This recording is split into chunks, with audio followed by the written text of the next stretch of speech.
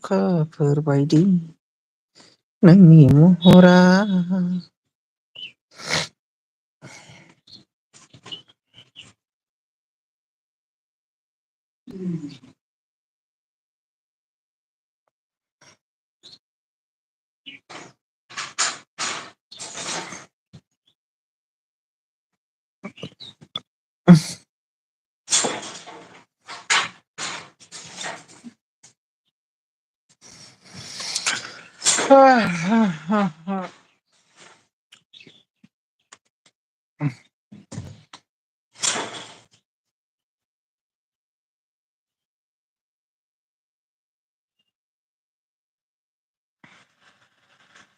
like them please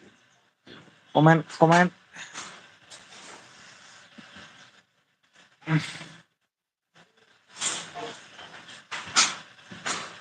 खालामो अननानै लोगोफोर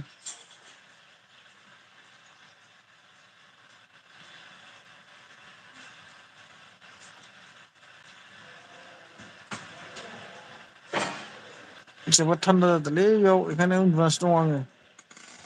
आरामसे उन्दुनासो दङ प्लिज लाइक देन लाइक खालाम लाइक हो लोगोफोर प्लिज अननानै कमेन्ट खालाम दे लोगोफोर सावरायनोसै बहा बहानि जाखो लोगोफोरा मा ओंख्रि जाना फैनायमोन दहाय सानसुआव मा ओंख्रि जायामोन लोगोफोर प्लिज लाइक देन लाइक दिबा प्लिज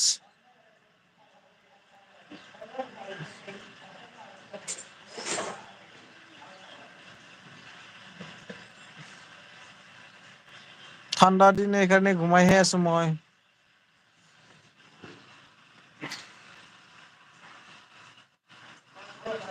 প্লিজ কমেন্ট কৰিবা প্লিজ গাইজ কমেন্ট কৰিবা প্লিজ कमेन्ट खालामदो लोगोफोर अननानै प्लिज कमेन्ट लाइक जायफोर बिथांमोना आंनि एलबाम नुजाफैनो हादों नोंथांमोननिसिम गासिबो रोजा रोजा साबायखर आरो अननानै लोगोसे लाइक होदो प्लिज अननानै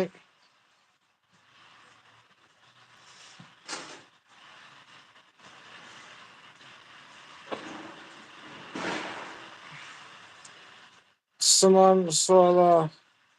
कि घुमायासो भाई अलंबार नों नयन ब्रह्मसोदा औ अलंबार ओमफ्राय अ आच्छा आबान आबान दा बहा दं नोंलाय मा मावबाय दं दे लाइक हरदो दे सुमन सनवाल और হয় ভাই আপনি কি খবর अ सिनायखैमोन नामा फाग्ला आंखौ खाथि खाथि सिनायलायथारला नामा नों अलंबार हायद्राबाद बाब हायद्राबादाव दंहैयो नोङो लाइकआ बेयाव होआलै फाग्ला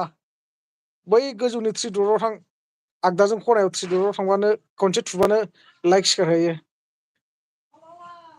NEO निअ हाय हाय हाउ हेलौ हेलौ निअ हेलौ हाय কি খবর ওয়েলকাম মোর উইলবিট অসমীয়া না বড় আপনি ना हिन्दीवाला प्लिज बोलिए अलंबार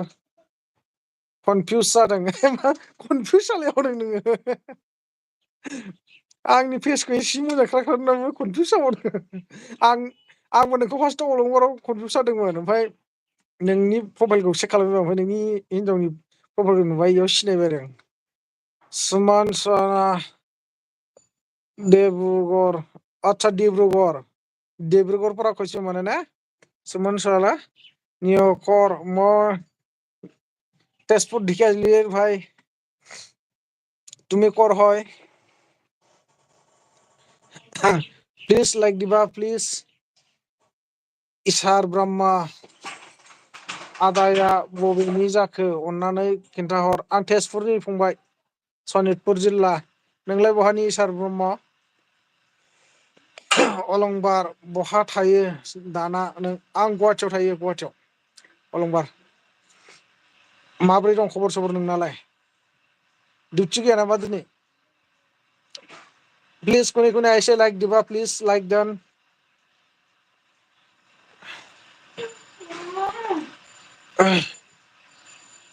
बे मा ओंख्रि जाया अलंबार गोजाखै नामा हजों नोंसोर थांनायाथ' बहा गोजान ना गोजानै कम्बल जोमनासो उन्दुना दं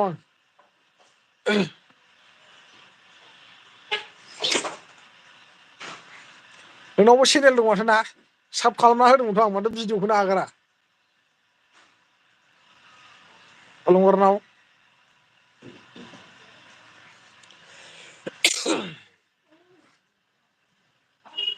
प्लिज कोने कोने আছে লাইক দিবা প্লিজ আৰু কমেন্ট কৰিবা নিয় তুমি কৰ হয় इसार ब्रह्म नोंलाय बहानि फंबाय दंथ'यो दासान्दि डिउटियावनो दं सिकिउरिटि खामानि सिकिउरिटि आरोना मोजांलै दरमाफ्रा बेसेबां होयो 1500 मोनोना इसारा ब्रह्म आं गलपारानि आदा आदसा गलपारानि ओरैनि ना दक्षिण गलपारा ब्रह्मपुत्र बारनायनि ना एफ लाक्का एफ सनितपुराव अमानि दामा बेसे सनितपुराव अमा बेदरा केजि माबालै 320 थाखा एफ लाक्का 320 थाखा अमा बेदरनि दामा अलंबार हिनजावा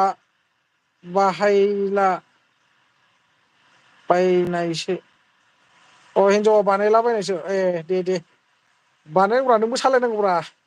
सानसे बोरैबा जाबा बिदिनो जाहैगोन ना अलंबार 19000 माने अलंबार एफ लाखा नोंसिनिथिंलाय अमा बेदरनि दामा बेसेबां सुमन सल हिट खाला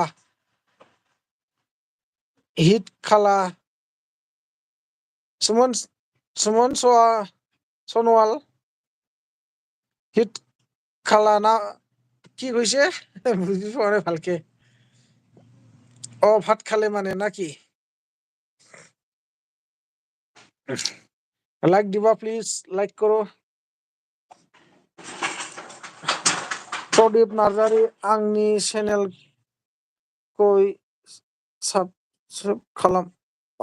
प्रदीप नार्जारी नोंनिखौ ना जागोन दे दाहाय आं एनटिभि नयन ब्लगजों हरगोन दै आं नोंनि माबाखौ स्क्रिनशट खालामना लाखिनि र'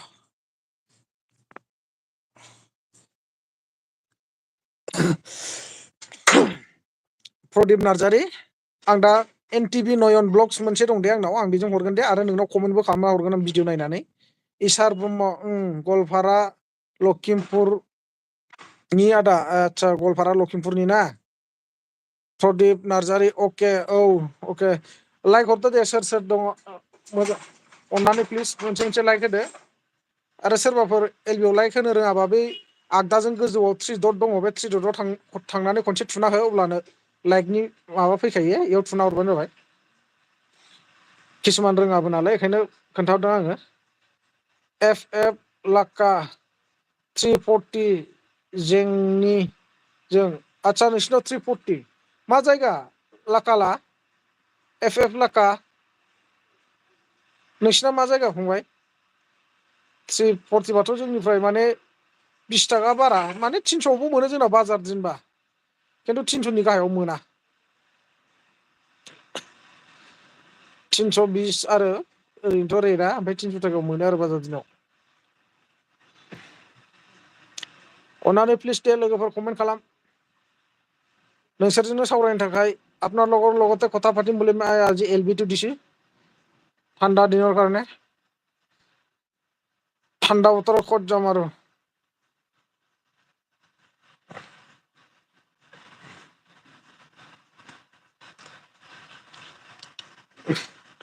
अलंबार हुग्राजुलि आरो ढेकियाजुलिनि सा 8सो बिदि जाबाय आं 4सो थाल मोनबाय माने मादि जाखो चेनेल खुलिबाय आरोना अलंबार हुग्राजुलि आरो ढेकियाजुलिनि सा 8सो बिदि जाबाय आं 4सो थाल मोनबाय आच्छा थुलु मावजि मियाव हाय हेल' हाबफैदों होनबा क'क्राझारनि आच्छा एफ लाक्का क'क्राझारनि ना फंबाया क'क्राझार मा जायगा फंबाय क'क्राझारावथ' जों थांबाय थायोलै सम सम आरो जोंनि जायगानि बुहुत मानसि थांबायना क'क्राझार ओरै चिरां उल्थापानिथिं अलंबार सिगांनि एसेमेसखौ नाय सिगांनि एसेमेसखौ अलंबार सिगांनि एसेमेसखौ सिगांनि एसेमेसआथ' नोङो माबासो हरदों 19300 बुजि मोनासै खिन्थु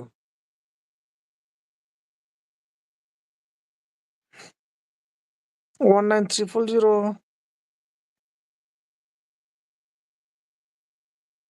नोंनि नाम्बाराबो गैलालै आंनाव नाम्बारखौ हरलाय देलाय आं स्क्रिनसट मारनि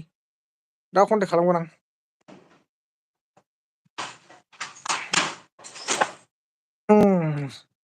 थुल मावजि मा ओंख्रि जानायमोन नोंस्रा दहाय खोन्था दे खोरोमदाव बसुमतारी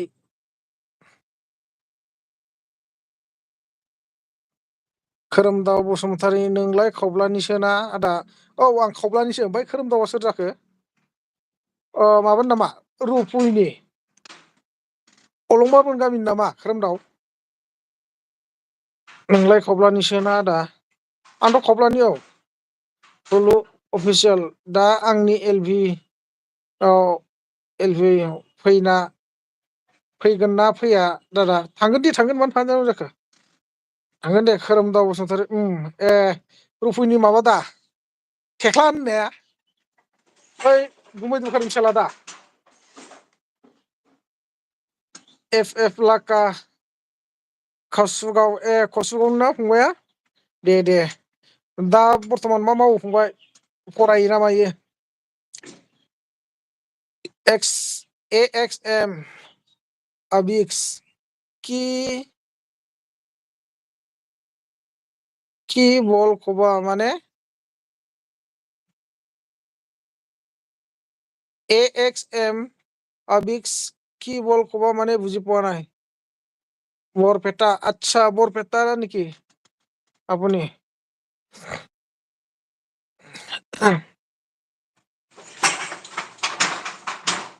আচ্ছা বৰপেটা কোন জায়গা ভাইটি लाइक दिबा प्लिज लाइक खोरोमदाव माब्रै दं खबर सबर सोरां एसडि हाय हेल' सोरां एसडि माब्रै दं खबर सबर मा ओंख्रि जानायमोन दहाय सानसुआव सेंगा एक्स एम आबिक्स सेंगा माने बुझि পোৱা নাই भाई सोरां एसडि बाब मा हरलाय लांखोब्रा सुमन सला सा दिसिमक सा ना सा मैं सा नाखायो भाइटि खोरोमदाव बसुमतारी दालाय बहा दं आं गुवाहाटियाव दङ खोरोमदाव नोंलाय बहाथो दङ तुलुनि अफिसियेल हेल' आदा हाय नानि माब्रै खबर सबर सोरां एसडि मा ओंख्रि जाखो ओंख्रिया जोंना माबासोमोन मुदुफुलखौ मा होनो मैथ्रुबो होनो नामा मैथ्रु गोजासो जेबो गैया एक्स एम आबिक्स बरपेटा सेंगा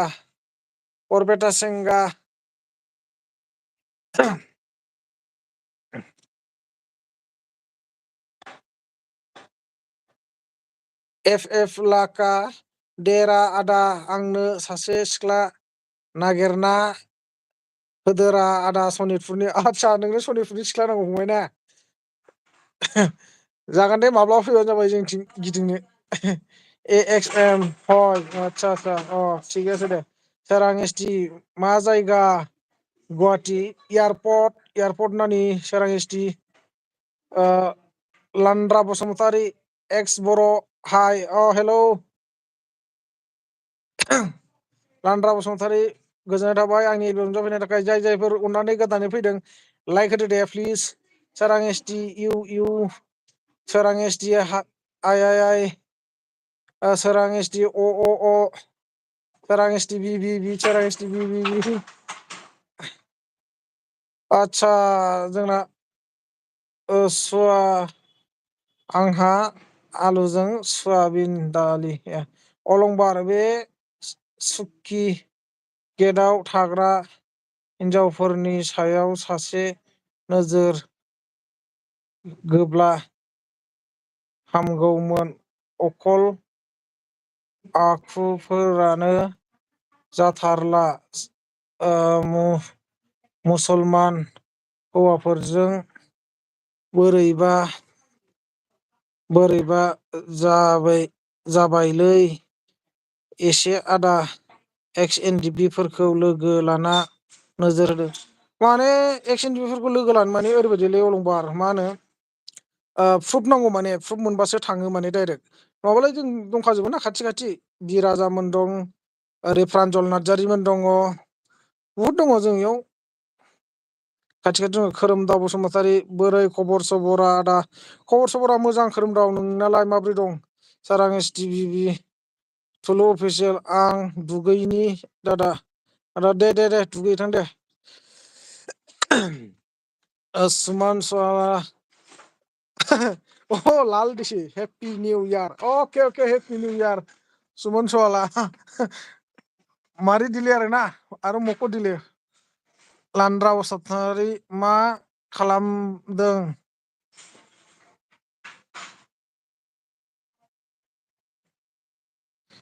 गोजां बोथोरसो लान्द्रा बसुमतारी मा होननो थान्दा नालाय बेखायनो बहा थांनो मा खालामनो बिसिनावसो उन्दुलाबायनानै एलबि होगासिनो आं नोंसोरजों सावरायगासिनो दङ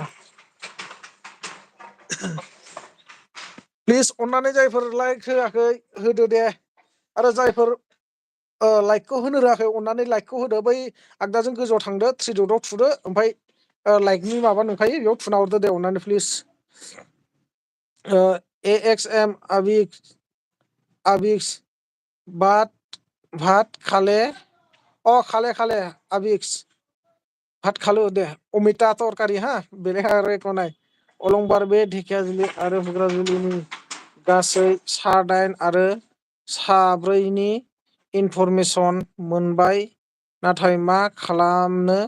बिमा बिफायानो थाल लाला आदसा हुग्राजुलि मा जायगानि इनफरमेसना नोंनो सोर हरदों जेन'बा इनफरमेसनजों लोगोसे माबाफोर प्रुफ दं नामा प्रुफ दंबा हरबानो जाबाय जों सावरायगोन बेयाव सोरां एसटि हाइ दे सोरबाफोर अनोब्ला साब खालाम आंनि चेनेलखौ आदसा सोरां एसटि नोंनि चेनेलखौ साब खालामगोन ना दे होमबालाय ब्लु हरनो आं दे सोरां एसटि मोनसे कमेन्ट खालामहरलाय ब्लु होदोंमोन जादोंना जायाखै अननानै सोरां एसटिखौ साब खालामना हर जायफोर गोदान सोरबाफोर गोदान लोगो जालायोबा दे आं ब्लु होना होगोन दे जाय जायहा चेनेल दङ अननानै आरो चेनेल गैयिफ्राबो अननानै साब खालामना हरबानो जाबाय चेनेल गोनांफोरखौ आङो ब्लु होना होगोन एसे हेल्प खालामहरलायलाय गावजों गाव बर'जों बर' AXM आबिक्स किहिदि खाले अमिता तरकारि AXM आबिक्स अमिता तरकारि आरो बेलेग নাই দে ভাই সরি কিবা আছে অমিতা তরকারি আৰু এফালে আলু আৰু ফুলকবি ভাজা আছে खोरोमदाव बसुमतारी खारबाय नामा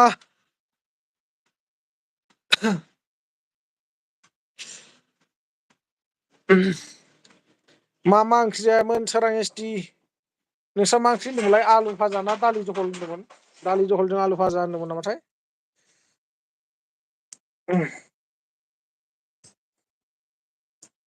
AXM আবিক্স দে AXM আবি তুমি কৰাছিলি মই পাহৰি গেলে সুধিছিল না নাইবা আৰু থেংক ইউ দে ভাই মোৰ এলবিত অহাৰ কাৰণে যাও দিয়ক অকে বাই দে ভাই লাইক দিছে না নাই লাইক দিয়া নাই যদি এটা লাইক দি যা প্লিজ AMX আবিক্স তোর চ্যানেল আছে না নাই চ্যানেল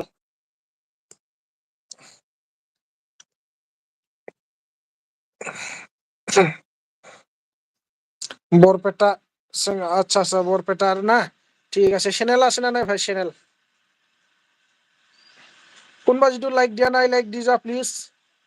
রাইট সাইডত কোনাত যা গেলে 3 ডট পাব 3 ডটত একবার ক্লিক করে দিলে লাইকৰ হেৰি আহি যাব তাতে হেৰি মাৰি দিলে হল লাইকটো ওপৰত একদমবাৰে ৰাইট সাইডত কোনাত 3 ডট তাতে যাবলৈ লাইক মাৰি দি প্লিজ আবিক্স আছে চ্যানেলৰ নামটো কি এইটোই নেকি AMX আবিক্স চ্যানেলৰ নাম এইটো হয় যিটো মই স্ক্ৰিনশ্বট মাৰি ৰাখিম অলপ পিছত মই তোক NTB নয়ন ব্লগেদি সাব কৰি দিম হা ৰিটাৰ্ণ দিম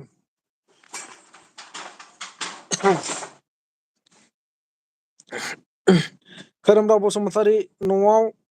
थांथ'थाराखै नामा आदा नों दायो आं न'आव माबायाव फैदों दुर्गा फुजायाव थांनानै दाख्लै राज मेला समाव फैदों मास मोनसे जाफैफिनबाय হয় ওকে দে ভাই মই স্ক্রিনশট মাৰি ৰাখিলো হা তোমাৰ কিবাটো লোগো আৰু তোমাৰ চেনেলৰ নামটো মই পিছত কিবা NTB নয়ন ব্লগেদি মই তোক চাব দিম আৰু তোৰ ভিডিঅ' চাই পেলাই মই কমেন্ট দি দিম खोरोमदाव बसुमतारी नोंलाय फैथ'वाखै नामा न'आव खोरोमदाव सुमन सवाला बाय ओके बाय भाई लाइक दिছে না নাই ভাই লাইক দিয়া নাই যদি লাইকটো দি যা প্লিজ হেল্প কৰক অলপমান সহায় কৰক যাতে মানে ময়ো একদিন আপোনালোকৰ নিচিনা ওপৰলৈ যাব পাৰো বা বেলেগ ডাঙৰ ক্ৰিয়েটাৰ্ছ বিলাক যেনেকুৱা ওপৰত গেলে আছে ময়ো ঠিক এনে ধৰণত ওপৰলৈকে যাব পৰাকে সহায় কৰক প্লিজ মই চবকে সহায় কৰিম দে ৰিটাৰ্ণ দিম মই অলপ পিছত खोरोमदाव बसुमतारी मानोथो फैथाराखै बेसे गोबाव जाहैखो अलंबार खारबाय नामा दंना गैला नोंसोर अलंबारजों खोरोमदावजों जमा थायो नामा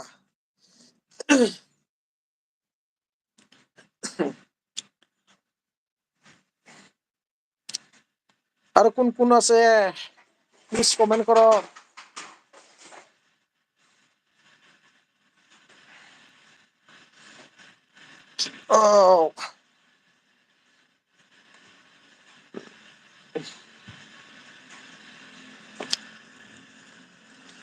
कमेन्ट प्लिज खोरोमदाव बसुमतारी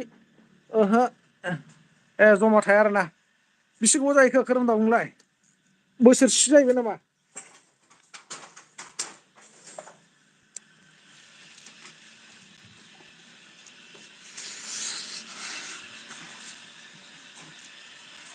अलंबारा खारखोना माखोरा डिउटियावसो दं नोङो मालाय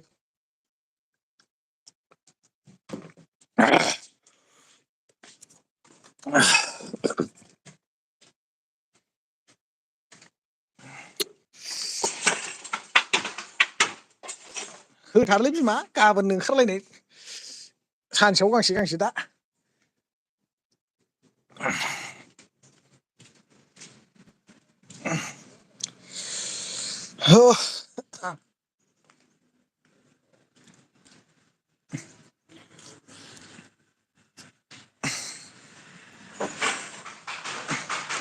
हेल' लोगोफोर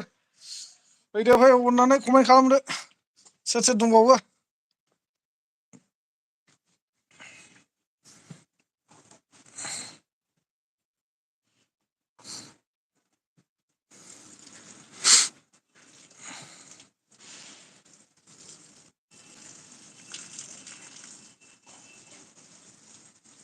मा ओंख्रि जायामोनब्रा खोरोमदाव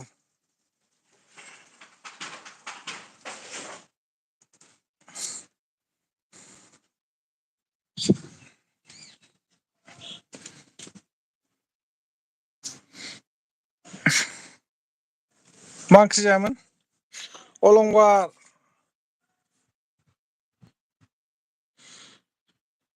थाया आं हायद्राबाद बे तामिलनाडु नोंहा हायद्राबाद खोरोमदाव तामिलनाडु आरोना बेलेग खोरोमदाव आं खोरोमदाव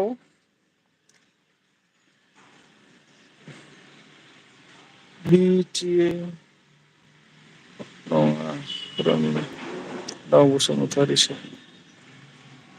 नों खोरोमदाव मा होनदों खोरोमदाव BTA नों खोरोमदाव बसुमतारी नङा माने आं खोरोमदाव बसुमतारी नङा खोरोमदाव बसुमतारि माने बुजिना मोनासैलां खोरोमदाव मा होनखो एके बड' ब्लक हेलौ हेलौ एके बड' ब्लक लान्द्रा बसुमतारी आदा मा मावो आदसा बर्थमान जेबो मावथ'वाखै हा ओरैनो दङ लान्दा बसुमतारी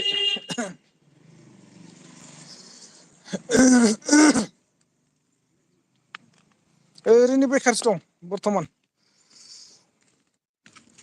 आदै फख्रि आलियावनो जिरायनोसैलै नोंसोरजों दसे सावरायनोसै फख्रि आलियाव जिरायनानै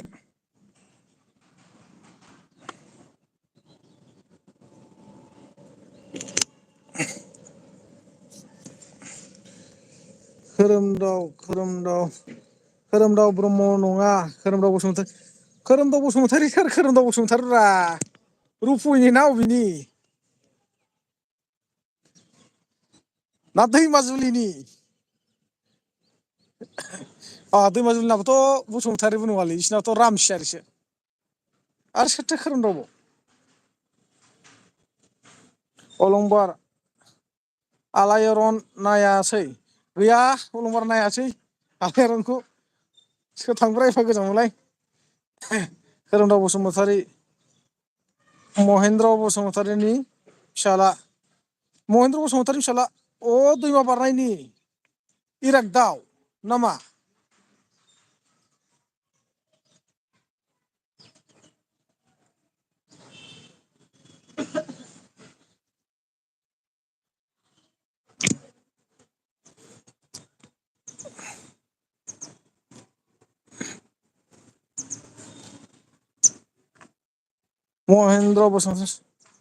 महेन्द्र खोरोमदाव बसुमतारी महेन्द्र माने बे थारायबारिनि महेन्द्र नामा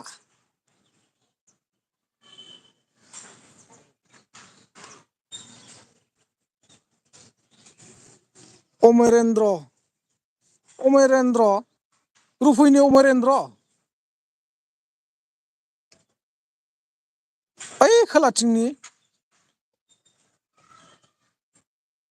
अमेरननि फिसाला बे अमेरननि बै नोंसोर गामिनि ना ओइ आदा अमेरेन्द्रनि खोरोमदाव बसुमतारी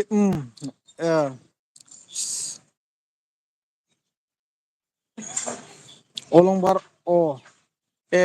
दे सिनायबाय होमबा बिनि नामाबो खोरोमदावसो ओमफ्राय तामिलनाडु थायो आरोखि बेबो ओंखायसो नुथारालै मानसिफोरखौ दाख्लै थांनानै सिगाङाव थाहैबाबो नुवाखै लोखि फुजायावबो नुबाय बायाखै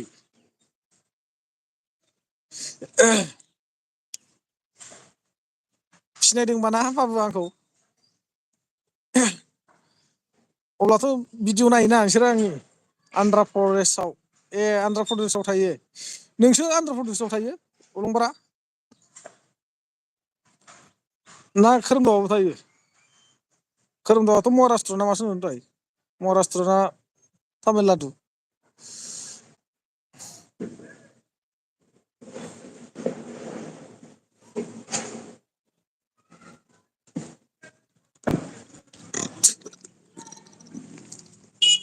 दहाय माबा अलंबारनि 19000 हरनायाबा 19000 आरो ना दरमाया थोद साला दासो गोसोखांदों आं 19000 दरमा बाब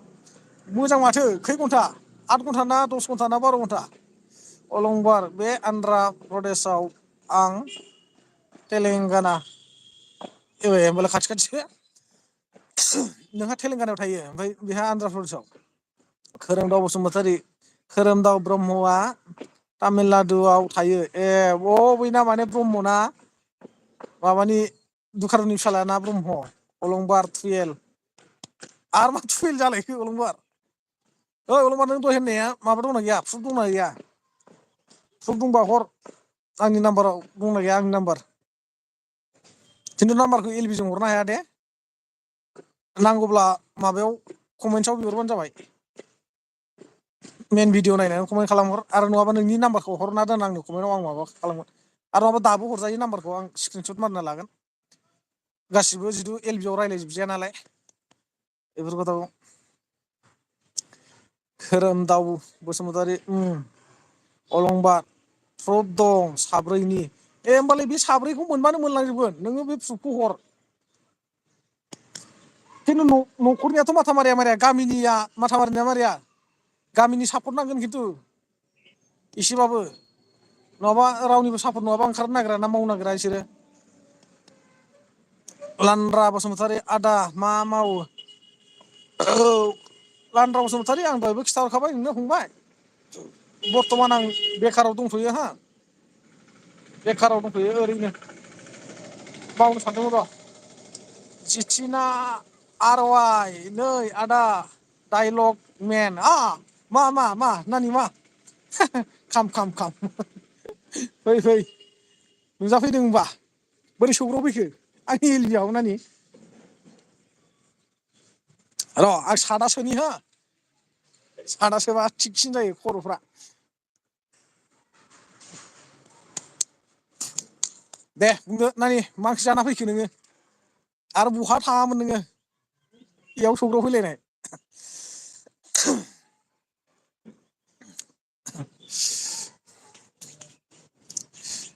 जिथि मैया लाना यालाय आब' थुलुनाव मैया लानाया माखौ आब' थुलुनाव लाखो आंनि माबाखौ चेनेलनि लिंकखौ गैखायामोन आरोखि नोंनाव नोंलाय आंनि चेनेलखौ मिथिखायो माथो गामिनिखौ मिथिया सोर मिथिनो बे गुवाहाटि नोगोराव थायो सोरथो मिथिनो आंनि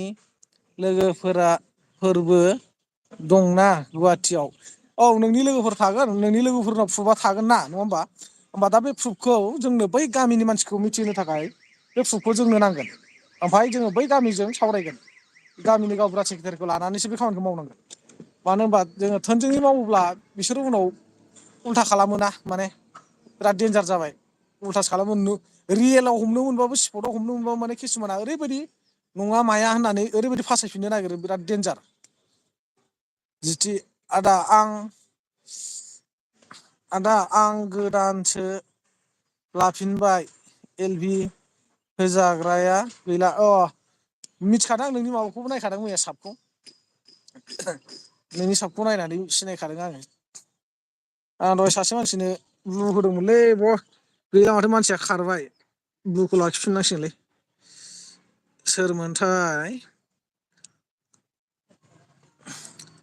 सोरां एसडि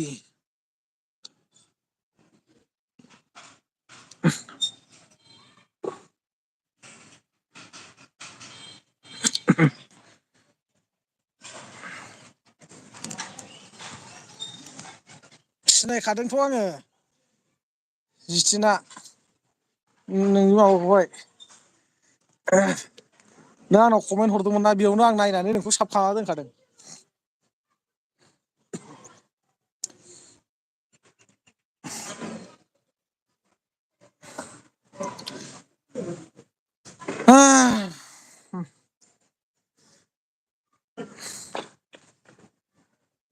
दे अननानै प्लिज कमेन्ट खालामदो लोगोफोर नानि मा ओंख्रि जाया ओंख्रिया गोथाव जागोन बेखायनो खोन्थायाखै थाबनो जोबोर गोथाव जागोन नोंसिना दिनै ओंख्रिया ना खोरोमदाव बसुमतारी आं फार्स्टआव नोंखौ सिनायियाव नोंनि भिडिअखौ नायनाल' दोनदोंमोन सिनायैयाव आंनि भिडिअखौ नायनाल' दोनदों आरोना दिनै मोजां सिनायबाय आरोना एबाराव नायबाय थादो नङा होमबा जिथिनानि ओंख्रिया अमा सावनायसो आदा ओंख्रिया अमा सावनायसो आदा ओंख्रियालाय बोरै अमा सावनाय जाखो जाम्बि जाम्बि दा सावनानैसो ओंख्रि संदों हालदैआव थुनानै गुजियाव जायोबोलै नोंसिथिंना सावखां एरखांसो ओंख्रि संनो खोमालै नानिया दिनै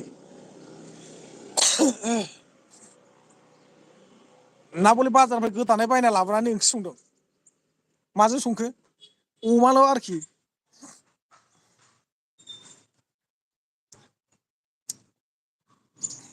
दे सोर सोर दंबावो साथाम दंबावो दे कमेन्ट खालामदो आसा कमेन्ट खारथ'लांदोलै आसा बाजै फैनाय लोगो लोगोनो आसा बिटिवाइ लाइक दान आदा अके अके थेंक इउ नानि माब्रै खबर सबर गोजोननाय थाबाय नोंखौ आंनि माबायाव एलबाम नुजाफैनायनि थाखाय आसा नानि आसा नानिजों जिथिजों लोगो दंना लोगो दंलायखायो खोमा ना जिथिनाजों आसाजों स्पर्टसआवनो हमनो हागोन र' आं थांगासिनो रुमाव सानै साथाम मोजांनो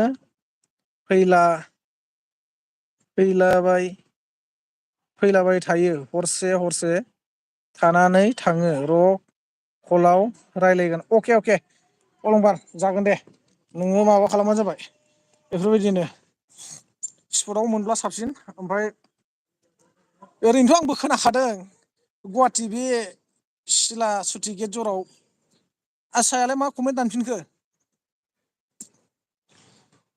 गुवाहाटि ओरै आमिनगाव होनदोंबाथाय माने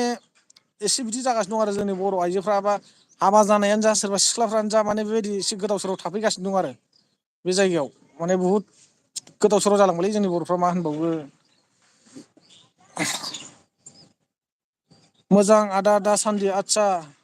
आसा नानि मोजां ना खबर सबर गोजोननाय थाबाय आसा नानि आंनि एलबियाव नुजाफैनायनि थाखाय दहायसो नायदोंमोन आं नोंनि भिडिअ बेखायनो कमेन्ट खालामाखै आरो ना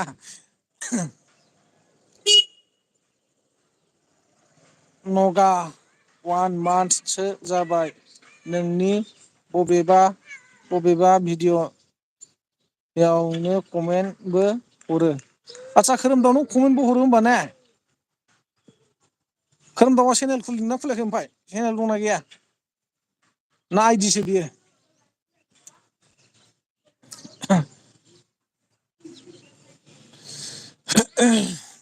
आसा बिटिवाइ मानो कमेन्ट खालामाखै आदा जानो नानि मानो कमेन्ट खालामाखैथाय मानसिफ्राबो गैखाया इसां आसि थाइबा दङ आरो खोरोमदाव बसुमतारी गैया अ नोंना चेनेल गैया आरोना दे जेबो नङा दे माब्लाबाफोर खुलिना लाबानो जाबाय खुलिनो सानबा मोजां बेफोरबायदि जेन'बा निउस आपडेट होआब्लाबो आंनि बायदि नङाबाबो ओरैनो ब्लगिं बायदिसिना खालामनानै लानो हायो बा ओरैनो जास्ट सापर्ट बायदिसिनाफोरखौ खालामनो हायो आरो एगजामपोल माबा ओरैनो सिम्पोलफोरखौ खुलिनानै लानो हायो नोंनि गिदिंनाय बेरायनाय मावनाय दांनाय जानाय लोंनाय देखायनो हागोन अब्लाबो माबायो आजिखालि एसे जासै बेफोरावबो इउटुबजोंबो आजिखालि एफा एनै गावखौ सोलिनो हानाय बायदि माबानो हायो खुलिना ला दे आदा लोगो जानो थिनदो दे जिथिना सोर सोर लोगो जायो दे जिथिना आर वाइ का साथ में कौन ट्रेन करेगा करो करना है क्या कोई किसी को करो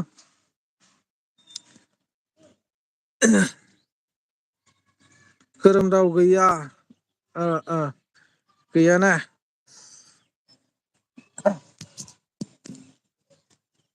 अलंबार भाई खारबाय नामा माने चेनेल गोनांफोर फैयाखैलै नानि बांसिनानो नोंसोरथ' जिथिनाजों आसाजों लोगो दंखायो खोमा ना गोदानफोर फैबा मोजांमोन दहायसो द्लाम फैदोंमोन गोदानफोर 150 जन 120 जन 30 जन दंमोन मालाय खारफिनजोब्बाय लाइकबो होलांबावालै दुगा दुगि गोजाथार मानसिफ्रा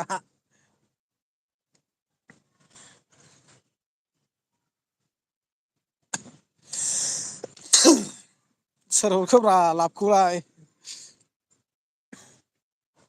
थुलुम मावजि फैदोंमोनलै थुलुम मावजियाबो खारबाय दुगैनो होननानै बे दैमायाव दुगैहैथारसैनोलै बियो गावसिनि दैमायाव गथ' गोरलै बायदि सानस्रि हैलाबाय थासिगोन बे दै थौलेयावनो आसा बिटि लाइक होबाय आदा दे नानि थेंकिउ गोजोननाय थाबाय लाइक हरनायनि थाखाय आसा बिटिआइ नानिया बहानि जाखो नोङो आं नोंखौ दिनैसिमबो सोंनाय जायाखै मा खोरोमदाव बसुमतारी दे आदा आं मानो नानो आदार होनि दे खोरोमदाव फैथां नायाव दंहैबा जोंना जोंहा बिबोनांखौ सिनायोना सिनाया जयरामखौ जयरामाबो बेयावनो दंहैयो ना आदार होनायावनो लान्द्रा बसुमतारी मा जाखो? जेबो जायाखै फंबाय। नोंलाय बहाथो खारनायमोन लान्द्रा बसुमतारी फंबाय? अलंबार फार्स्ट भिडिअ नायजेनब्ला आं गोबां मानसिफोरनाव सोंदों बे नयन नामा होनना उनावसो मिथिना जा मिनिफ्लांदों आं। आतसा उनावसो मिथिनानै दोखो मिनिफ्लांदों आरोना नोङो। ओमफ्राय मानसिफोरनाव सोंबाबो रावबो खिथानो रोङाखै ना मा जाखो? आं नोंनो कमेन्टआव औ होननानै रिप्लाय हरदोंमोनथ' कमेन्टआव। नों आंखौ सोंहरदोंमोन ना? आसा बिटिवाइ बहानि नों आदा? आं सनितपुर ढेकियाजुलिनि आसा बिटिवाइ नानि। सनितपुर ढेकियाजुलिनि। ओमफ्राय नोंलाय बहानि जाखो नानि? अलंबार दे कंग्रेसुलेसन लै जोंनि हुग्राजुलियाव नोंबो फार्स्ट खोमा। औ औ औ जानो आंनो फार्स्ट नामाथाय ना सोरबासो दङ? अ चेनेलालाय खुलिनाय दङ खिन्थु बिदि निउस पलिटिकेलनि माबा होग्राया रावबो गैया आंल'सो। ओरै चेनेल खुलिनायाथ' बानासुरनि बिकास बेबो दङ। ओमफ्राय दङ सानै साब्रै साबासो दङ साइड साइड। आसा बिटिवाइ कमेन्ट हरना दोन दे जिथिना। अ जिथिनाजों नोंजों दासो नामा नोंसोरो? दासो लोगो नामा? आसा बिटिवाइ नानिया बहानि जाखो? आरो बहा थायो? मा मावो? मालाय जबफोरसो मावहोदांलै आसा बिटिवाइ नानिया।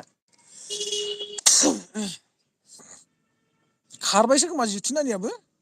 गैला माथो सानैल'सैसो। दोखो मिनिफ्लांदों आरोना अलंबारा आंखौ।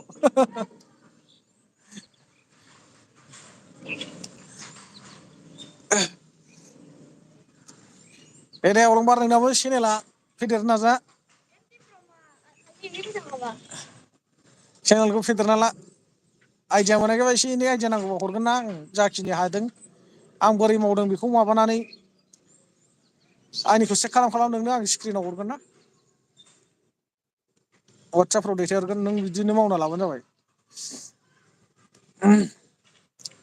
खुलिनांगौलै ओरैबा जोंनि सनितपुर जिल्ला ढेकियाजुलिया गोदोसोना दंथारो दासिमबो रावजोंबो नायफिनजाया।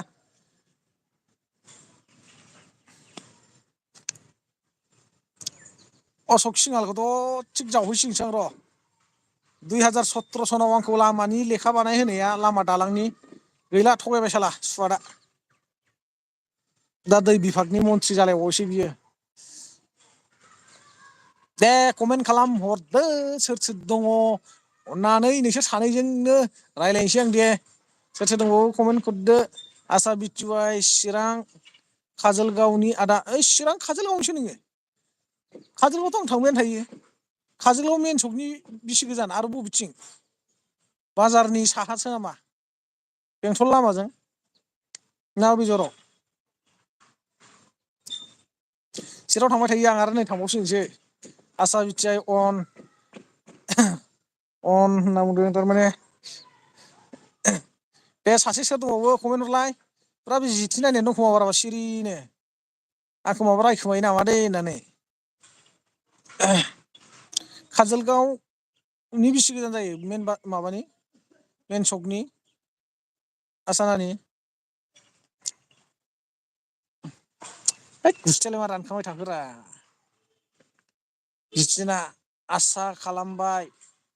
आंखौबो फुल भिडिअ नायना साब खालाम अ आसा नानि नोंखौ जितिना आर वाइ नानिया साब हरबाय जाहैदों आरो फुल भिडिअ नायनानै नोंबो गावखौ रिटार्न हरनांगौनो बा कमेन्ट हरना दोन होनना बुंदों आरोखि जेन'बा अ गोबावैनो खारखुमानाय माने आसा नानिनाव भिडिअ नायहैदोंमोन आसा नानि अके जितिना बे जितिनाया जितिनारि ना मासोमोनलै बिनिया चेनेला ओमफ्राय गैला दानफ्लांना लाबायनो जाम्बिथार मानसियानो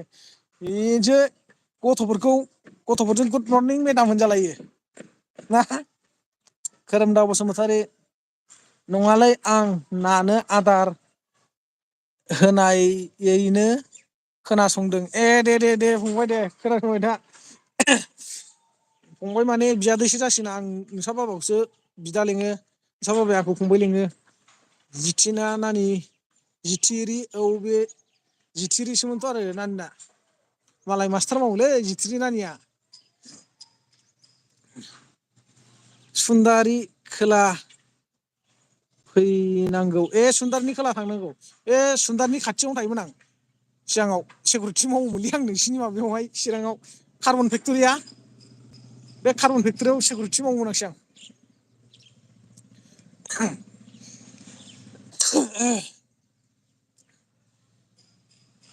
दोखो बेरायबाय थायोमोन जों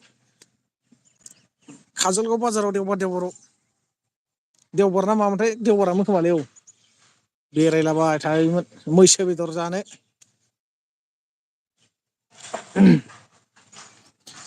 लान्द्रा मा नाम सोरना मा नाम लान्द्रा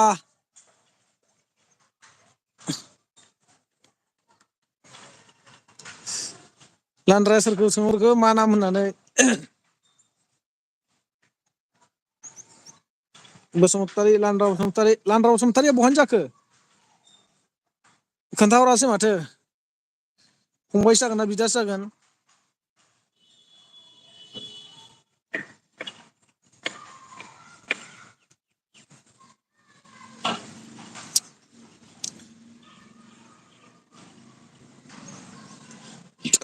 आंनिया ना आंनि फुल नामा लान्द्रा बसुमतारी आंनि फुल नामखौ सोंदों दा मिना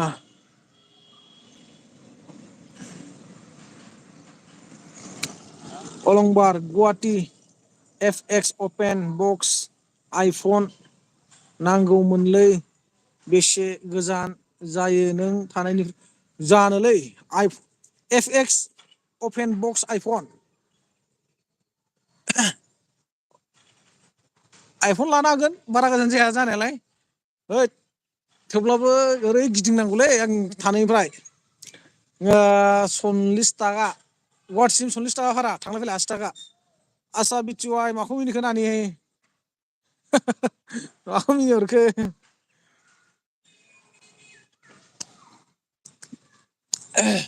आसा बिटि वाइ नानि नोंस्रा मा ओंख्रि जाबोखो आसा बिटि वाइ रबिबार बाजार जायोथ' आरो औ बे रबिबार बाजारावनो गोबां गिदिंदों अलंबार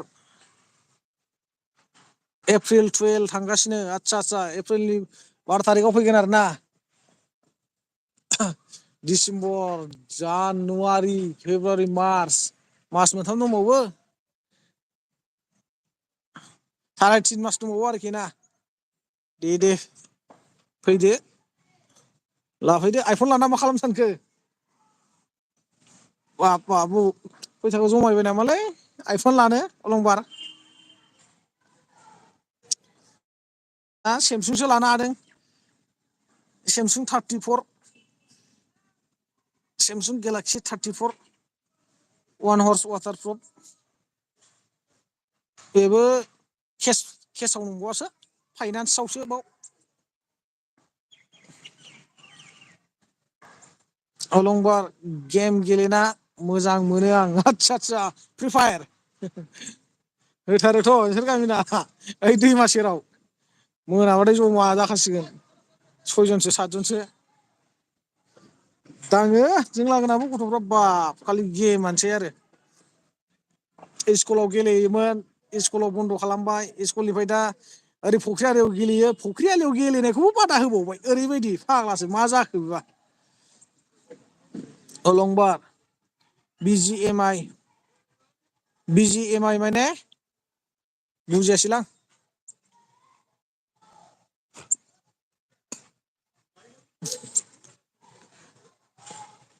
जोंना लान्द्रा बसुमतारी आदाया खारखो ना माखो आदा ना फंबायमोनबा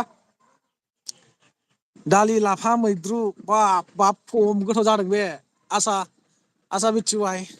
दालि जल लाफा मैद्रु भाजा खम बरिया जादों गोथाव जाखादों बे लकेल बावसो बे न'आव फोनायसो दां गैयालै मोनजाया लकेल बायनानैसो जानांगौ जोंहा मुथासेयावनो एसां फिसायावनो 10 थाखा बेटेल अलंबार मा बेटेलब्रा बुजिलाय लाङालां BGMI माने बेटेल खोरोमदाव बसुमतारी आदा नोंसोर गामिनि सोमदोनजों थानाय खाथियाव दं सोमदोनजों थानाय खाथियाव दङ दालाय सोमदोनाबो दा बहा दंथाय आन्द्रायावनो दंनाय खोनादों खोनानायालाय खिन्थु मा मावबाय दं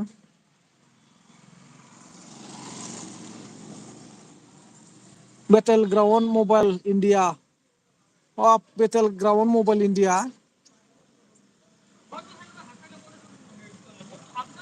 लान्द्रा बसुमतारी गफाराव आदा गफाराव माने ना गफुर लान्द्रा बसुमतारी अननानै एसे थाब थाब कमेन्ट हरलाय आं नोंजों बांद्राय रायलायनायानो जायाखै गफाराव माने मा होननाय जादों फंबाय लान्द्रा बसुमतारी बहानि जाखो नोङो अननानै खोन्थालाय खोरोमदाव बसुमतारी सोमदोन थानाय सोरबा जों गामिनि सोमदोनजों थानायाथ' बेखौथ' आं मिथिला जिखुनु जों गामिनि आन्द्रायाव जोंहा बिबोनां दंहैयो ओमफ्राय बैयो गुबां होननाया गुबां होननाय दंहैयो जयराम मोना हौवा हिनजाव गुबां मोना हौवा हिनजाव एसे दंहैयो आरो गुबाङाथ' गथ' गोरलैखौनो लानानै थांफादों फाग्लासो प्लिज कमेंट कर कमेंट एसामिस आसे नेকি सयजन আছে যে एसामिस आसे नेকি ना हिंदी वाला है कमेंट करो प्लीज कमेंट करो यार और आया है तो प्लीज एक तो लाइक देके जाओ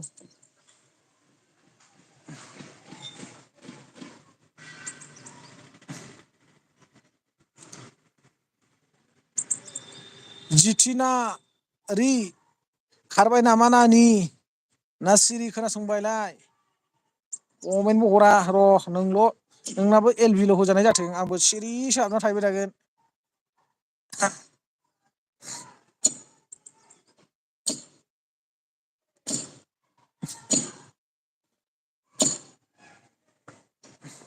जिथिनारि दं ओइलायथो सिरि थाखोमाखायो दा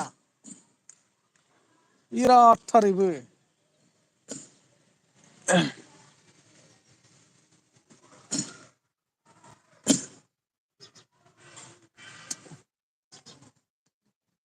लान्द्रा बसुमतारी गफाव आदा कमेन्टखौ मा दानफिनखो लान्द्रा बसुमतारी माने मिस्टेक जादोंमोन नामा लिरनाया आसा बसुमतारी अन थेंक इउ आसा आंनि एलबियाव थाबाय थानायनि थाखाय जोबजासिम थागोन ना जोबजासिम थादै जायफोर दङ अननानै दसे माबा मोनसे मावनोबा दोनथ'नानैबाबो खामानिखौ मावग्रोदो आरो दसे थानानै कमेन्ट हरदोलाय मिथिबाय खारथ'थारनाङा माने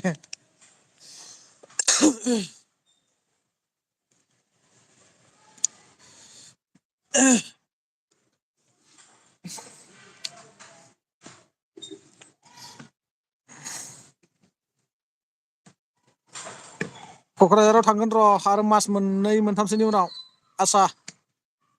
नोंसिनिथिं बेरायहैनो आसा बसुमतारी न'आवनो थायोना न'आवनो थाखायो खोमा खोरोमदाव बसुमतारी नोंसोर गामिनि सेंग्राफोरा साथामसो जों थानाय खाथियावनो दं आदा साथामसो ने दङ खोमा दै सोरबा आं मोजाङै मिथिलाय आं गोबाव जाथारबायना आं दाख्लै थांबाबो रावखौबो खबर लानाय जायाखै ओमफ्राय ओरै थाहैदां मास मोनसे थानायलाय होमबाबो गैया बांद्राय माबा खालामनाय जायाखै गिदिंनाय जायाखै आरो सोर दं सोर गैया खबरखौनो लायाखै आं अलंबार आं थागोन दे जोंनाबो गारि सोलिदों दसे फट' लादों फैफिनदों आं औ दे फट' लानो होमबाना खोरोमदाव बसुमतारी प्लिज कमेंट करेगा प्लिज कोनबा जुदि नतुन के आइसे प्लिज कमेंट कर फटाफटी मोलब अगर किसी ने हिंदी वाला आया है तो प्लीज कमेंट कीजिए थोड़ा सा बात तो करके चले जाओ यार प्लीज।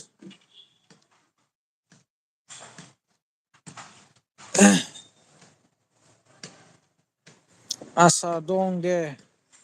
आच्छा नोंथ' दङ र' आसा नोंथ' दङ होननानै थाल मोनखादों। ओइ सोरबाफोर गोदान फैदोंमोन माने ओंखारलांफिनबाय खोमा। आसा फै दे औ थांगोन र' क'क्राझार बङाइगाव गिदिंहैगोन। न'आवनो थायो आच्छा न'आवनो थायो आरोना। उन्दैफ्रा साबेसे दङ आसा? उन्दैफ्रा आरो बैनाया मा मावो? जबफोर मावो खोमा ना बैनाया? जिथुरि मावजि बहा खारखो नङाबा थां सोबागोन आं गथ' नोंखौ।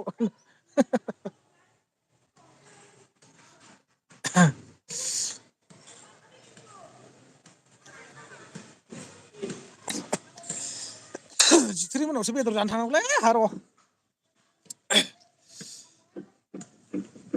जोंना जितिरोनाबो चिरांखामोन खोमा ना जिति?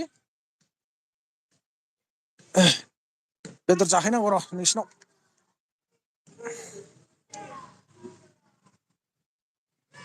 खुसिया मोनोना मोना खुसिया?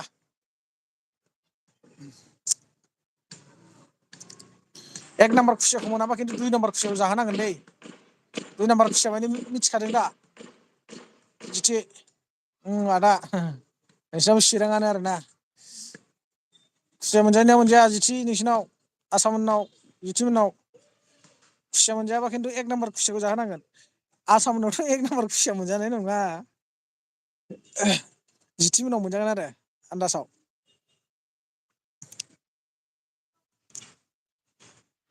मा खुसिया मा खुसिया खुसियाखौबो सिनाया जाबाय। दैयाव हाब्रु सिङाव थाग्रा खुसिया।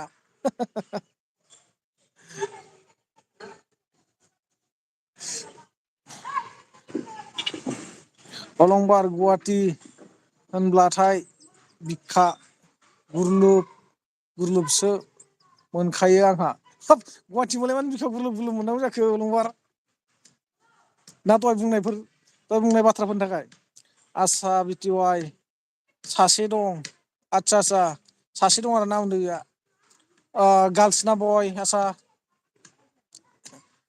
लान्द्रा बसुमतारी गहपुराव आदा आदसा लान्दा बसुमतारी नोंसिना गहपुराव ने? गहपुर मा जायगा फंबाय?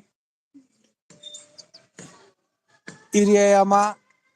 ना लान्द्रा बसुमतारी गहपुर ओरै लावदांनि साइडनि नामा? लान्द्रा बसुमतारी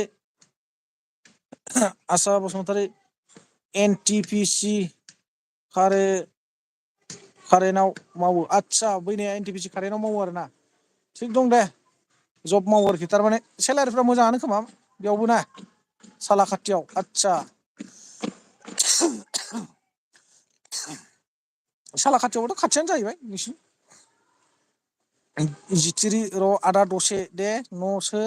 लिरदोंमोन आं हाबाब न'सो लिरदोंमोन न' लिरै आं बेयाव खोनासंगासिनो आरोना जितिरि गोजोननाय थाबाय नानि दे नोंनि खस्थ'खौबाबो नोङो मेगनखौ न' लिरनायाव दोनदों ना आंनि बेयाव दोनदों नोंसो मिथिसिगौ आरो। खोरोमदाव बसुमतारी डिउथि गैला नामा आदा? अलंबारा अ अलंबारा डिउथि दंना गैला खोरोमदाव बसुमतारिया सोंहरदों। जितिरा आदा औ दे जिति नानि अलंबार बे गहपुर बे गहपुराव रं नाम्बारा तामुलपुर दं मुसलपुर दं।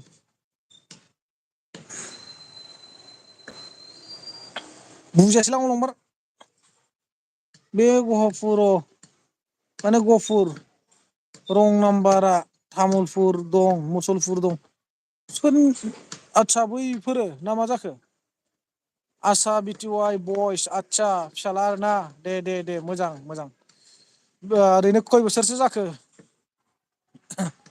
स्कुलाव सोजाबायना सोजायाखै ना थांगासिनो दङ? जितिरि माने जितिना आर वाइ जिति नार्जि होननांसिगोन आरो बेखौ। मेगना न' लिरनायाव खोमाया नोंनि एल भि आफादा माने मेगना न' लिरनायाव ओमफ्राय खोमाया माने आंनि एलबियाव आरोना अलंबार दुथियावनो दं आं जोंना मबाइलाल' दं जोंना मबाइलावल' दं जोंना आदसा थारमाने डिउटियावनो दं आरोखि ना ओमफ्राय गोसोआ माने मबाइलावनो दं आरोखि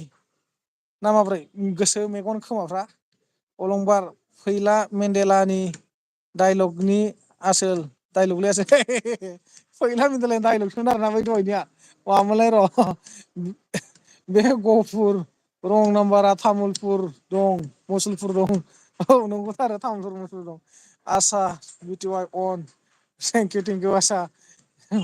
उनाव थाबाय थानायनि थाखाय बैनायाथ' न'निफ्रायनो हान्थियो खोमा ना आसा अलंबार मबाइलावल' जोंना आदसा मबाइलावल' आरोना माथो आलाय एफा गोबावजों दासो लोगो मोनलायनाय ना मा होनो अलंबार आरो रियेलाव लोगो मोनथ'वाखै जिथिनारि थाथ' दे आदा औ दे नानि दे लान्द्रा बसुमतारी आइ आदा औ मा फंबाय देलाय बुंलाय आदसा फंबाय नों गहपुर मा जायगानि होनदोंमोन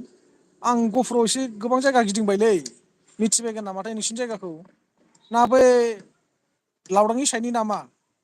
लान्द्रा बसुमतारी अननानै खिन्थाहरनो हागोन नामा प्लिज अलंबार अब्रा औ नङाबा माथो ओइ खनसे एसे लोगो मोनलायनायनिफ्राय आरो गैला ना बेनि साननैसो थानानैनो नों थांफिनबाय ओमफ्राय नों साइनाव सोंबाय आङो लामायाव लोगो मोननानै गैला थांफिनबाय होननानैसो खिथाबाय आसा बिथुआइ जानुवारि 16 फैबा 4 इयार जासिगोन आदा आदसा जानुवारिनि 16 थारिख हाबोब्ला 4 बोसोर जासिगोन आरोना फिसाज्लाया दे माबा सोलोंथाइयाव होनो हाथ'वाखै खुगाफ्राथ' एक्सपार्ट जाबायखानो खोमा एक्सपार्ट जाबायबा गोख्रोङै थाबायनो हाबायबा सोजानायनि लामायाव फैबाय आरो 1 इयारसो नेबावदो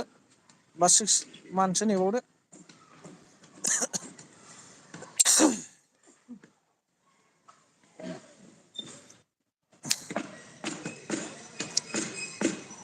आसा बिथ'य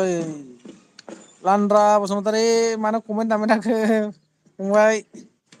मा गोरोन्थि जाबाय थाखो लान्द्रा बसुमतारी फंबाय बबे जायगानि होनदोंमोन माने जायगाखौथ' गहपुर होनना खिन्थाबाय नोङो खिन्थु गहपुर मा जायगा एरियाया माने गहपुराव गोबां गोबाव गिदिंबाय नालाय आङो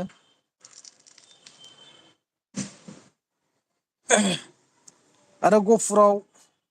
आङो रेलवेआव खामानि मावनाय समावबो गोबाव थादों गैयाबाबो मास मोनब्रै मोनबासो थादों बे समावनो गोबां गिदिंनो मोनदों आङो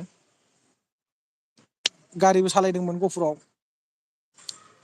आसा बिथुआय न'निफ्रायनो हान्थियो आदसा न'निफ्रायनो हान्थियो आरोना आबैनाया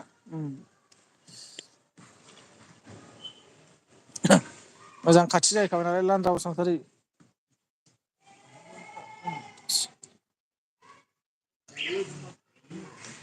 ककिला ना आदा ककिला आदसा ककिलानि आरोना नोङो होमबाथ' लावदांगिया गोजान जाहैबाय लान्द्रा बसुमतारीया बै समाव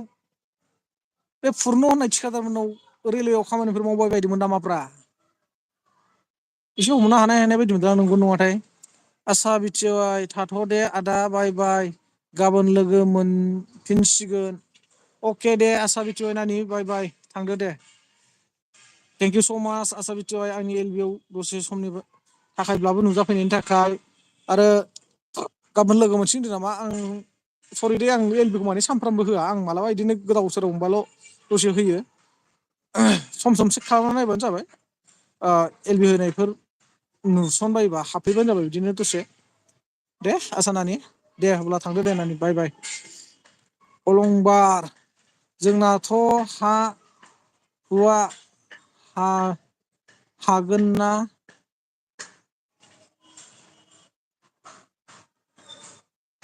जोंनाथ' हुवा जागोन ना जालाब्रा होनदों नामा हा हुवा जागोन ना जालाब्रा ना बिटिआर ना बड'लेण्ड जेरावबो गैलाब्रा माथो। बिटिआरआव बड'लेण्ड एरियायावथ' हा हुवा जेंनाया फ्रायानो जोब्बाय। नाथाय जोंनि सनितपुर आरो बिसिनाथआवसो गोबां बाखि दङ। बिनि थाखाय दाख्लैबावै माथो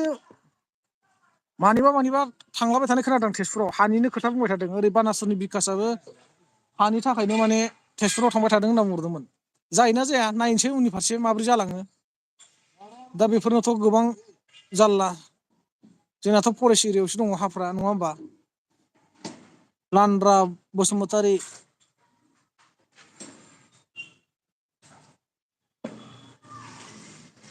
नोंना मा गामि होन्दों नामा लान्द्रा बसुमतारी? आंनि गामिया ढेखियाजुलिलै फंबाय मिथिबाय ना? ढेखियाजुलियाव फैफेरबायना ढेखियाजुलि घग्राजुलि? आं घग्राजुलियाव थायो। लानद्रा बसुमतारी फंबाय आंनि भिडिअ'फोर नायो नामा फंबाय? आंनि भिडिअ'फोरखौ नायो नामा फंबाया?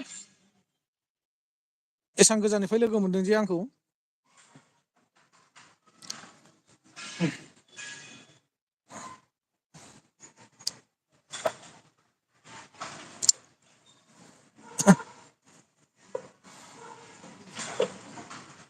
लानद्रा बसुमतारी आइ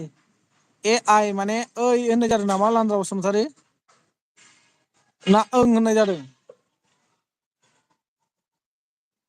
घग्राजुलि धेखियाजुलि मिथियो आरो ना फैफेरबाय नामा सोरबाफोर दं नामा लानद्रा? नोंस्रा धेखियाजुलि घग्राजुलिफ्राव सोरबाफोर दं नामा? खोरोमदाव बसुमतारी आं बेलेगनि चेनेलाव जा भिडिअ' नायो बे भिडिअ'खौनो नोंनि भिडिअ' क्लिकआव होयो आदा नों आदा नों माने मा होनखो खोरोमदाव बसुमतारी आं बेलेगनि चेनेलाव जा भिडिअ' नायो बे भिडिअ'खौनो नोंनि भिडिअ' क्लिकआव होयो आदा आं होनदोंमोन आरोना थारमाने आदसा माने नोङो बेलेगफोरनि मबाइलाव भिडिअ नायब्लाबो माने आंनि चेनेलनि भिडिअ'फोरखौ नायो आरोना क्लिक खालामनानै। दे फंबाय गोजोननाय थाबाय दे थेंकिउ। अलंबार ओरैनो मा मावगासिनो नोंहा दा सान्दि? आं बर्थमान मा मावनो माने बर्थमान ओरैनो बेखारावनो दं अलंबार। मानो होनोब्ला खामानियाव थांबाबो भिडिअ बानायनो टाइम मोना आरो भिडिअ बानायबाथाय खामानि मावनो टाइमखौनो मोना। ओंखायनो बर्थमान आङो दा मास मोनब्रैसो जाबाय ओरैनो बेखाराव दंथ'यो। आरो दा बे खस्थ'नि फिथाइखौ मोननोबो थांगासिनो दं मोनहांबायबो स्टार्टिं जाहांबाय आर्निं जाहांबाय मानि। दा बेखायनो एसे गोसो होसिनदों आरो आं माने मबाइलाव भिडिअ माबानायफोरखौ। आरो मबाइलजोंनो मावजोबो आं जोंलाय बहाथो आरो कम्पिउटार सम्पिउटार लानो हानो नङा होमबा? लासैनो माबा मोनसे जालाङा बे। लानद्रा बसुमतारी कर'ना दि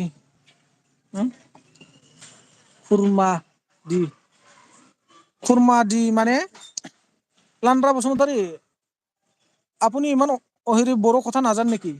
বড়ো নাজানে যদি অসমীয়াত ক'ব পাৰিব কোনো কথা নাই দে। আপুনি ইমান বড়ো ভাষা নাজানে যদি অসমীয়া ক'ব পাৰিব। আৰু যদি আপুনি হিন্দী স্পষ্ট জানে হিন্দীতে কমেণ্ট কৰি দিয়ক। একো নহয় দে মই ৰিপ্লাই দিম। माने बर'आव एसे गोनो गोथो नुहुरबाय थादों माने लानद्रा बसुमतारीनि कमेन्टखौ। खुरमा दं होननायसो होदों नामा खुरमा दि आइ लिरना होदों लानद्रा बसुमतारी फंबाया।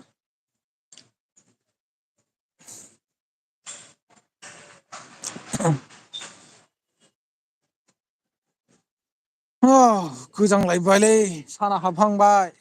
अलंबार नों थानाय जायगायावथ' दा साना हाबथ'वाखै। जोंनियावबो हाबथ'वाखै हाबनाया खिन्थु गैला होनजायो आरोना।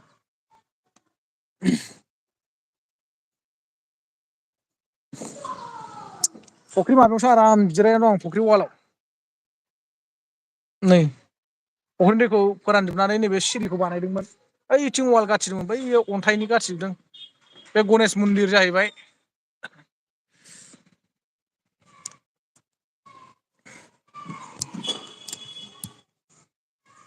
बाजार साजारालाय टेनसन गैया बे गनेश मन्दिरनि उनावनो दंजोबो सेस।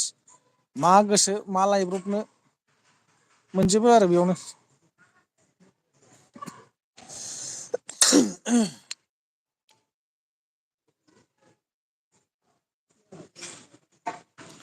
लान्द्रा बसुमतारी कमेन्ट हरदो दे प्लिज जा लाजिनाङा दे लिरनायफ्राव मिस्टेक जादोंबाबो आं सुद्रायना लागोन जेन'बा आं फरायनानै सुद्रायना लागोन आरो हाबथ'वाखै 6 PM आवसो हाबो आसामनि बायदि गोजाङो बेयाव नाथाय आन्ध्रा प्रदेशआव बारा गोजाङा आन्ध्रा प्रदेशआव माने थान्दाया खम आरोना गोजांनाया थान्दा खम जाखायो बिथिं माने आरो ओरै बेंगलर सेंगलर मोनहैबाथ' गुजरातफ्रावथ' बुहुत गरम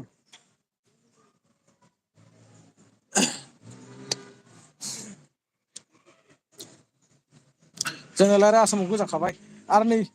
डिसेम्बर जानुवारि मागो हाबसैसो जाफबथारसिगोन दाख्लैथ' फुङाव बेयाव माने जेबोखौनो नुयि जादोंमोन माने बे रुम सिंनिफ्राय नैबे फुख्रि वालखौनो नुहुरामोन ओरैबायदि खुवा खुजोबदों माने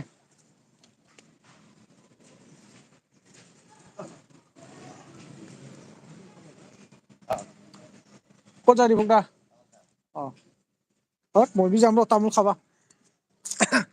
गय जानो थांनोलै लोगोफोर गय दखानाव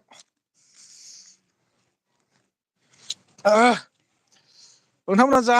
जा खैजोनसो दङ आंनि LB जोबजासिम थागोन दा अननानै प्लिज थादै सापर्ट खालाम अलंबार जोंनाबो हाजो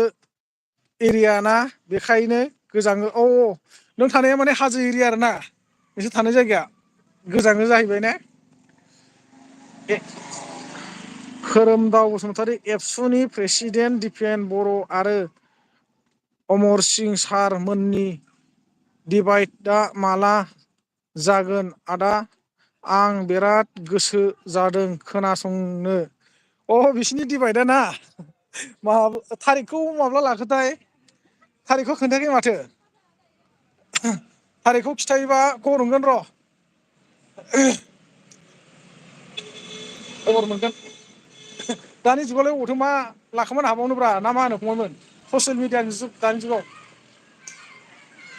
अलंबार आंबो गोजौमोन आसोल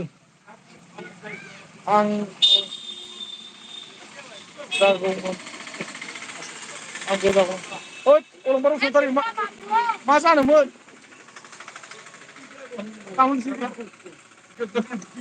अलंबार मा जागौमोन नोङो बुजिना मोनासै आं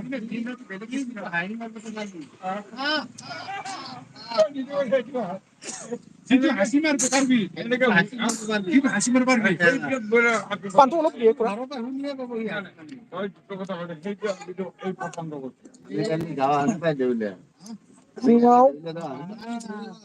गोजांग्रा जाहांबाय जोंनि आन्ध्रा प्रदेशआवबो आदसा खोरोमदाव बसुमतारी फुङावसो गोजांग्रा जाहांदों आरो ना आन्ध्रायाव जोंहाथ' हराव कम्बल गांनै गांथाम नङाबा उफाय गैया थानो हाया सेकर जागौमोन आसोल होद फाग्ला आं सेकर जाला सेकर गारबाय आङो गयसो जादों गय जागोन आं big fan. Hello. Hi. Jangan diem. Hey, big fan. Ay.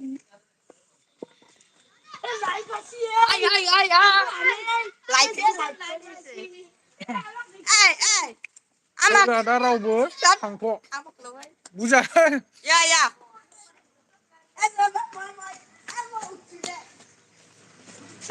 रावबो थांथ'ना नामा रावबो थांथ'नाङाथ' आरो रावबो अननानै रायलायबावनांगौना दसे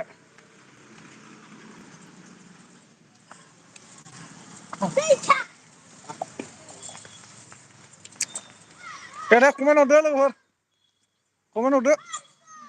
कमेन्टखौ फात्ता बादि गाव सिना हरनांगौलै नायस्लाबलायहाय गाव होनहरबाय थानांगौ सेकर जालालै अलंबार आङो गयसो जासै गारबाय आङो सेकर जानायखौ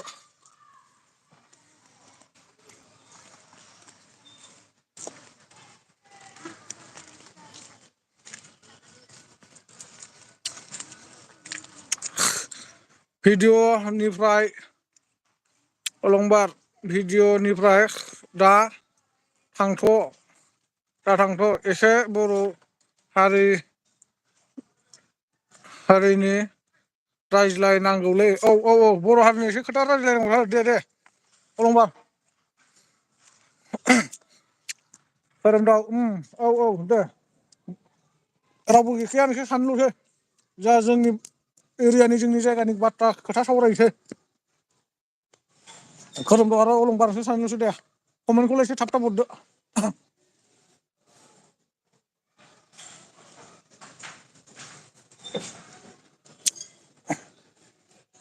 अलंबार दुखु दाहा सावराय रायनांगौ गोसोफ्रा स्रां मोनो औ नंगौ दा दुखु दाहा सावरायबासो गोसोफ्रा स्रां मोनो आरो जोङो दिनैसो नोंसोर दाबसेयाव आं दाबसेयाव जों गोजानाव थालायनानैसो जोङो बेयावहाय गोबावजों लोगो मोनलायदों मोजां गाज्रि दुखु दाहा सावरायलायाबा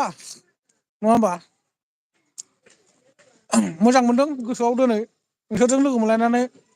नों दाख्लैनो आंखौ सोंहरदोंमोन कमेन्टआव ओमफ्राय आङो औ होननानै नोंखौ रिप्लाय हरदोंमोन नोंबो उमुखादा होननानै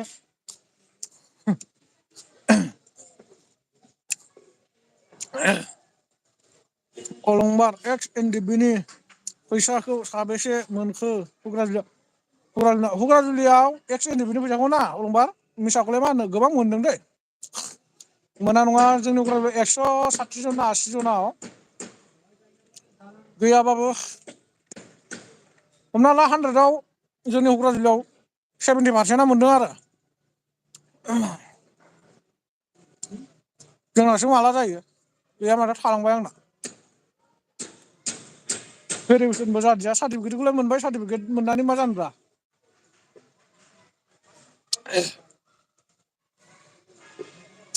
बे सार्टिफिकेटजोंल'लाय मा खालामनो मोनथायखौ मोनाब्ला मोननांगौ रांखौनो माथो खर'खौनो माथाखौनो मारिया माथो गिदिर गोलावफ्रा गिदिर गोलाव माने आफादनिखौथ' मा बुंबावनो आफादनि मानसिया जाय दा सिट लानानै दङ बेखौथ' आरो बुंजाला बिसोर सानैखौथ' अलंबार ओरैनो साबैसोसो थाबावखो थाबावनाया मथा मथि क'क्राझाराव दङ 30-35 सल्लिस जनसो दंबावो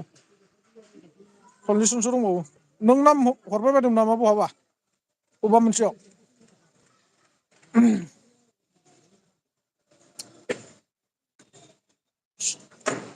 सार्टिफिकेटआ बावबाय मास मोनसे नि सिगां सिगां होजोबदोंमोन बयनोबो अलंबार आं हराखै माने नाम गैयियाबो सार्टिफिकेटबो मोनदों दै मोननायालाय खिन्थु हो माने बै सार्टिफिकेटजों उनाव माने भेरिफिकेसन खालामगोन आरोना बेबायदिनि थाखाय माने हरदों आरोखि सार्टिफिकेटफोरखौ माने आफादनि मानसि बा हारिनि थाखाय नांबोनायमोन होननानै माने सिनायथि होनो थाखाय सार्टिफिकेटखौ होग्रोजोबनाय जाबाय आरो बयनोबो आरो माखासे एक्स एनडिएफबि नि मानसिफ्रा माने साख्रि बाख्रिनि थाखाय आगान सुरनो हागोन नालाय बे बुस्थुजों माने बेखौ होयोबा एसे थाबनो एक्सेप्ट जागोन नालाय बेखायनो बे बुस्थुखौ होग्रोनानै दोनदों आरो दा साख्रिनि एसे दावराव जादों नालाय कार'नबा बसुमतारी जोंनाबो क'क्राझारनि आदाया दाबो मोनाखै बहुद जायगायाव मोनाखै आंनो दाख्लै मोनसे भिडिअ बानायनायाव बाक्सा डिस्ट्रिक्टआवनो दङ कख्लाबारि समस्ति फैलानि जायगा नङा होमबा फैलाया थांनाय बाराव बेयाव दारायदोंमोन नालाय बे कख्लाबारि समस्तियावनो माने 300 जनसोआव गैयाबाबो 6 जन 7 जनसोल' मोनदोंनो होमबा बेसे दुखुनांथाव बाथ्रा माबोरै बेदि जाना थानांगौ जोंनि एरिया हादान एरिया बायदिसिनासो जेनेबा थाब नायसनजाया माया थाबाय दे बे फुरानानिया आरो बिनि सायावबो जायफोरा हारिनि थाखाय नांबोदोंमोन जायफोरा खस्थ' खालामबोदोंमोन ना जायफोरा अरिजिनेलमोन बिसोरसो मोनबावाखै 2 नम्बरफ्रासो बांसिन मोनजोबदों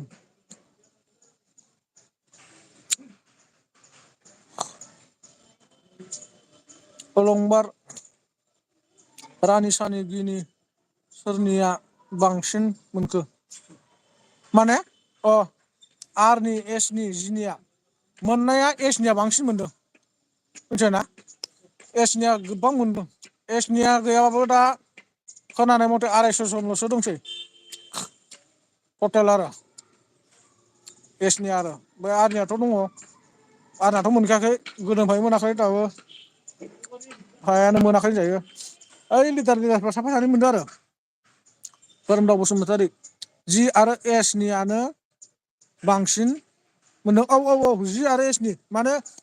जिनिया मोननाया माने मोनदों होनजायो दै खिन्थु बांद्राय लायाखै जिनिया मानो लायाखै होनबा जिनिया माने गबिन्द बसुमतारीया मा होनो होमबा साख्रि बिसिना साख्रि सोजोबगोन गावनि मानसिखौ माने बेखायनो माने फैसाखौ बारा माथा मारियाखै बिसिना माने साख्रि नांगौ आरो माने बबेबा मोनसे डिपार्टमेन्टआव थोंजोङै थाबनो सोना होजोबगोन आरो बिसोरो गावनि मानसिखौ बेखायनो माने गावनि मानसिनो बांद्राय फैसा होआखै माने खोथा दंखायो माने बिसिना सिं सिं बाथ्राखौ एलाव खालामना रावबो मोसौ बुंना दिनै नोंसोर सानैसोल' दंना बेखायनो आं बे बाथ्राखौ बुंदों खालामनाङा माने एलबियाव बयबो मिथिखासिनो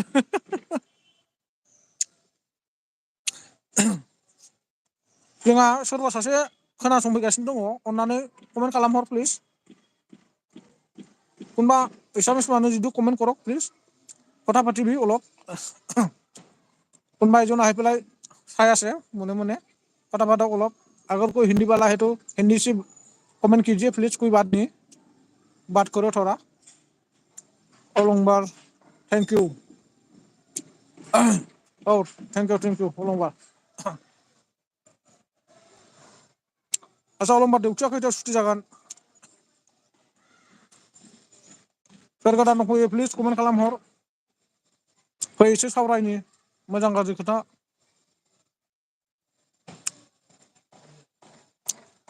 जा हायो जोंनि थौले मेलेमजोंबाबो जों हारिनि सोमोन्दै सावरायलायनि फै एसेबाबो 8 PM आव बा खैथानिफ्राय जानाय डिउटिया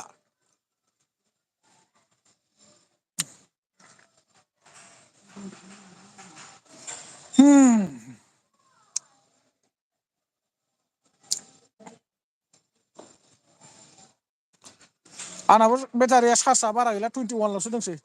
8 AM निफ्राय 8 PM 12 hours डिउटि अयथासारलै बांद्रायथारोलै सयथि ओमफ्राय सेलारिया बेसे होनदोंमोन 19 ना 12 खोरोमदाव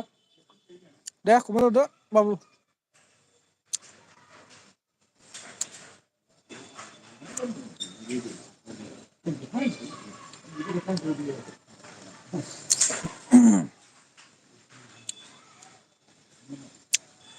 ओइ खोरोमदाव माबा अलंबार दे 10 थाखा हरलाय हराबा आरो माबा भिडिअ कमेन्टआव हरा दोन खोरोमदाव बसुमतारी जोंना आदाना मोनसेल' फिसा नेरसोन बायदि जाना थालांबाय होनजायो लावफानि आदाना लावफानिया नोंथां आदासोमोन आरो ना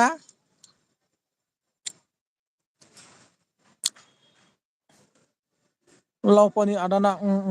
लावफानि नोंसा आदासोमोन आं खोनादों लावफानिनि खोथा इसोर खिथायो आंनो हाकिम मोना दैमाजुलिनि हाकिममोन इसोर खोन्थायो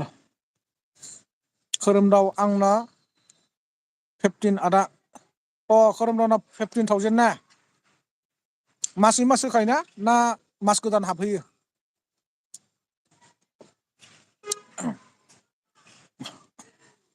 मास गोदान हाबहैगोनदां एसेबाबो ना हेल' वेलकाम सोर सोर दंफैयो आंनि एलबियाव प्लिज कमेन्ट खालामहर अननानै प्लिज कमेन्ट करो कोने कोने आसे आरो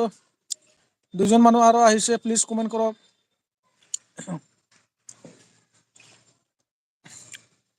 कमेन्ट खालामदो दे अननानै सोर दंफैयो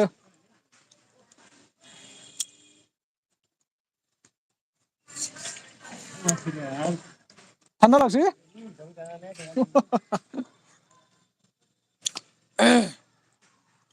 खोरोमदाव बसुमतारी मास गोदान हाबना 10 थारिखसिम थायो आच्छा मास गोदान हाबनानै 10 थारिखसिम थायो आरोना 10 थारिखथ' बारखाया ने ना बारो मालाबानि समाव माबा मोनसे प्रब्लेम जायोब्ला बारनो हागौ सानसे साननैया ना लेट जानो हागौ फैसायाथ' केस होखाजोबो फुरा ना रावबो गैला माथो खारबाय फैफिनबाय सासे फैफिनखोबा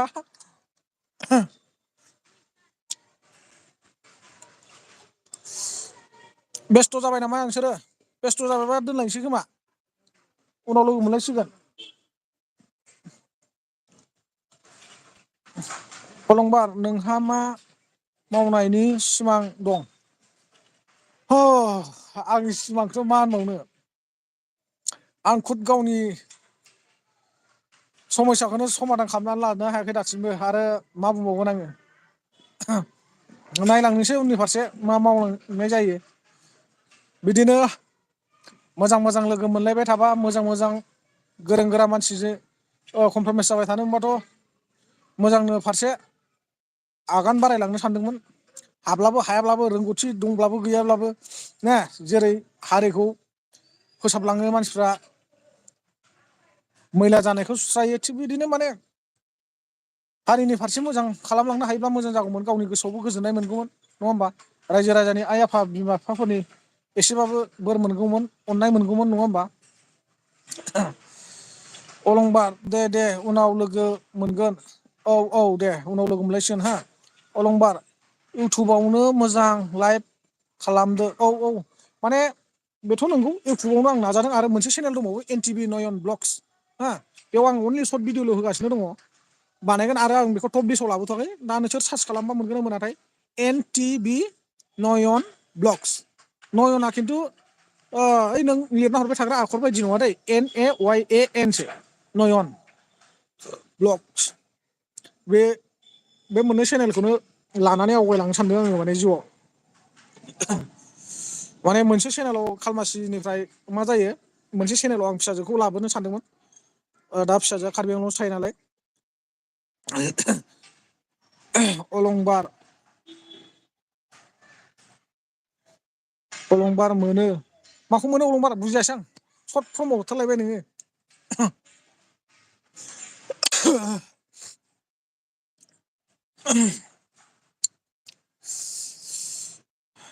हेल' गाइस वेलकाम वेलकाम माइ एल बि होनना बुंदों आरो ना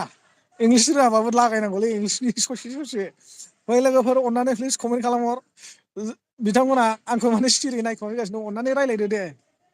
रावबो गैथारा हनै नोंसोरसो दङ आं दोननोसो सानबायमोन जिथु नोंथांमोना रायलायोबा दसे थाबावनोसै आरो रायलायाबा आरो दोननायखौनो लानांसिगोन लोगोफोर अननानै प्लिज सोरबाफोर गोदानै फैनाय दङब्ला कमेन्ट खालामहरदो मानो होनबा सानै जा साथाम गोदानै फैना दंफैयो अननानै कमेन्ट खालामहरदो एसे मोजां गाज्रि रायलायनो खोरोमदाव बसुमतारी दासान्दि मिस्टार गेरेमसा आरो नों बिराद मोजां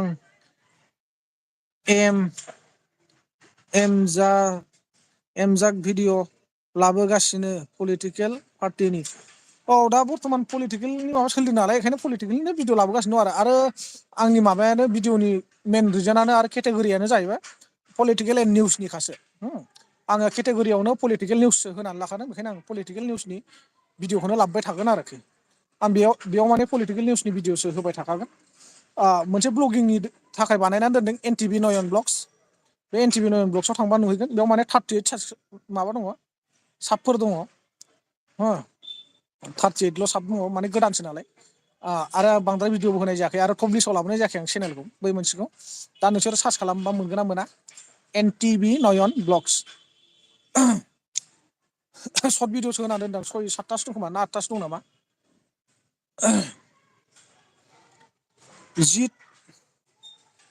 जित हेलौ जित वेलकाम थेंक इउ आंनि एल बि आव नुजाफैनायनि थाखाय थिग दं नोंथां किप इट आप अके थेंक इउ गोजोननाय थाबाय नोंथां बेफोरबायदिनो सापर्ट होफै आरो नोंथांमोननि अननायावनो बा नोंथांमोननि सापर्ट होनायावनो आङो अराय सम माने गोजौ फारसे आगान सुरलांनो हायोबा गुबुनफोरबायदि आंबो मोजां नोंथांमोनजों सावरायलायबाय थानो हानाय जाहाथे भिडिअ होबाय थानो हायो नोंथांमोना अराय सम आंजों सापर्टआव थाब्लानो आं नोंथांमोनजों अराय सम बेफोरबायदिनो मोजां गाज्रि सावरायलायबाय थानो हागोन बा मोजां मोजां भिडिअखौ नोंथांमोननि थाखाय आं लाबोबाय थानो हागोन गोजोननाय थाबाय दै जित नोंथां आदसा जित नोंथां बहानि जाखो अननानै प्लिज खोन्थाहरदो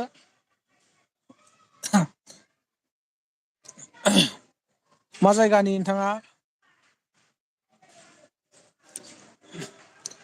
खोरोमदाव बसुमतारी मोजां आं दासान्दि पलिटिकेलनि बागैल' खोनासंनो नेना थाबाय थायो आदसा दे आं दहायबो मोनसे होदोंमोन दा बोरै जाना दंथाय आं बेखौ माने चेकबो खालामहैनाय जायाखै दहाय आङो 2:30 आपल'ड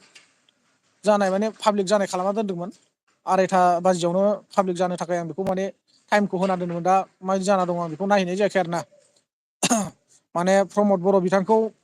माखासे सुबुंफ्रा मा होनो 7 कौटि रां लानानै दोनदों बा सिखोमानानै दोनदोंनि खोथा माखासे बुंदों नैबे भिडिअखौ आं दहाय माने आपल'ड होदोंमोन माखासे माबा खालामनानै माने प्रमद बर'नाव सासे बै समाव एबसुनि आफादगिरि जानाय समाव बहानिफ्राय 7 कौटि रां मोनफैखो बे बाथ्रा बुंदोंमोन नालाय बेफोरनिबो आं माखासे भिडिअ होदोंमोन दिनै माबोरै जाना दं बेखौ जि नोंथां चिरांनि नोंथां आदसा चिरां मा जायगा नोंथां चिरां डिस्ट्रिक्टनि आरोना नोंथाङा हमनानै ला ओरै काजलगाव साइडनि नामा ना ओरैजाय मा होनो लावगावआथ' ओरै माबा बिजनिसो गोलैयो नामा बबे जायगानि जाखोबा बिथाङा चिरां मा जायगानिबा खोरोमदाव बसुमतारी नायखांबाय आङो नायखांबाय आङो आदसा दे फंबाय दे गोजोननाय थाबाय दे फंबाय माने बाबुसो होननांसिगोन आं नोंसा बाबाजों जों बिदा फंबाय लिंलायो नालाय अलंबार नायखांबाय आदसा नायखांबाय ना बेसेबांसो भिउ फैना दंमोनथाय आं माबा खालामनाय जायाखै माने चेक खालामहैनाय जायाखै मानो होनबा ओरैनो मेन जोंनि भिडिअ माबानायानो आगारखांनायनि उनाव जोङो मा होनो हायोब्ला माने 24 घन्टानि उनावसो चेक खालामनांगौ आरोखि बेखायनो जों माने आं चेक खालामनाय जाथ'वाखै थेवब्लाबो आं दा खनसे चेक खालामना नायगोन मायावबाफोर माबा मोनसे खमि जादों बेखौ माबा खालामनो गोनां जायो नालाय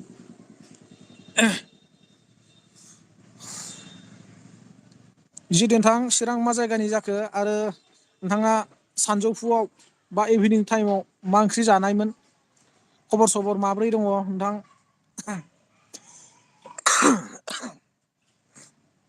होनबाथ' चिरांनिबाथ' ओरै आर चिरां मोननि खाथिनि जागोन बिथाङा ना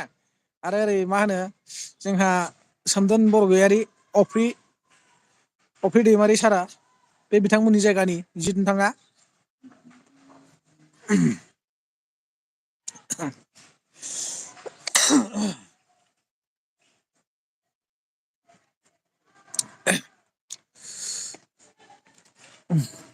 जि नोंथां चेनेल दं नामा नोंथाङा चेनेल दंबा चेनेलनि नामा बेनो ना गुबुन दङ अननानै खिथाहरदो रिटार्न होगोन आङो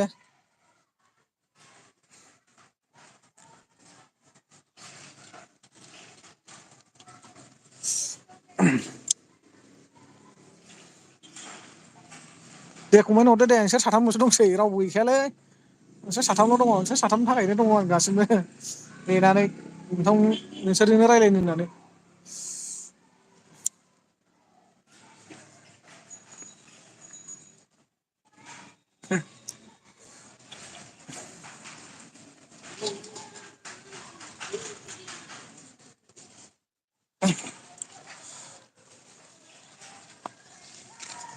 कमेन्ट हरदो दे आरो जायफोर लाइक होआखै लाइक होदो अननानै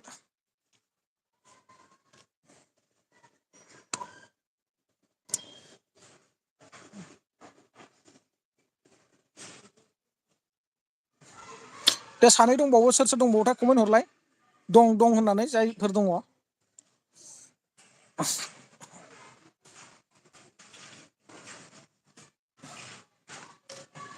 नै थाम्फैया होथारलायबाय थाम्फैया सुरु जाहांबाय सान हाबहांबाय नालाय मोनाहांबाय होथारलायबाय थाम्फैया अयथासारसोलै थाम्फै मैखोम गिदिर गिदिर दङ बे जायगायाव आयौ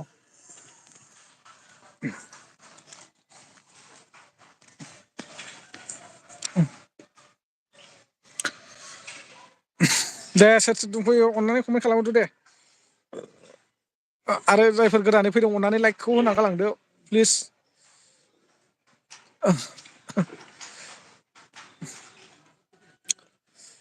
माबाफोर रायलायनोबा रायलायबावदो दे लोगोफोर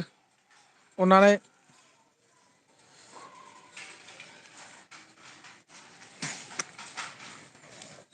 अलंबार थांबाय नामा आरो खोरोमदाव बसुमतारी नोंसोर थांबायबाथ' आं सोरजों थाबावगोन दोनथ'नांसिगोन खोमा आंबो दा सोरबा गोदानै फैना दंफैयोमोन सानै मानसि बिथांमोनहाबो माथो कमेन्टबो हरा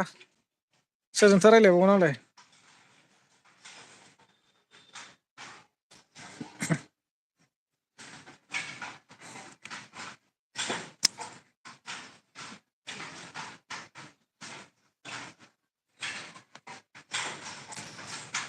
बाब थाम्फैया अयथासार जाबायलै लोगोफोर दोनथ'नोसै दे लोगोफोर बाय बाय नेक्स्ट टाइम बा माब्लाबा नेक्स्ट एलबि होयोबा लोगो मोनलायफिनसिगोन आरो बिदिनो फैनानै सापर्ट खालामफैबानो जाबाय नोंथांमोना अननानै लोगोफोर आं दोनथ'नोसै दे लोगोफोर बाय बाय